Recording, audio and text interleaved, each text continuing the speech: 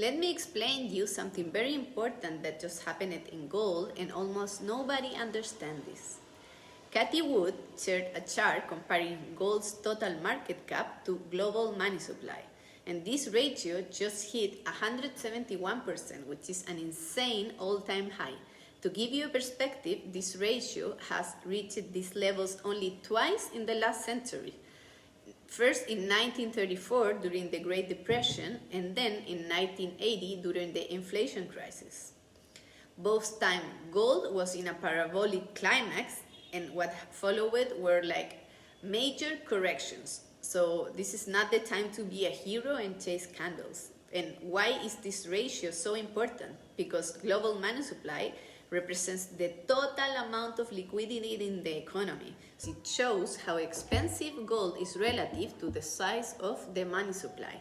And when this ratio becomes extremely high, it has historically meant that gold is absorbing a huge percentage of total liquidity, and gold becomes overvalued relative to the global money supply. And major reversals tend to follow. So when gold grows faster than the entire money supply, it means that the move is driven by fear, uncertainty, speculation, panic hedging, and not sustainable liquidity growth.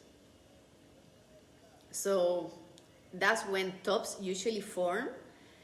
And look around, volatility is above 2008 levels in gold. It's insane. Monthly candles and weekly candles are fully outside of the Bollinger Band. Volume is showing a blow-off top.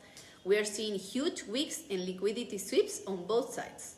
Everything is screaming exhaustion. That's why we were ahead in our community and we sold the top on gold.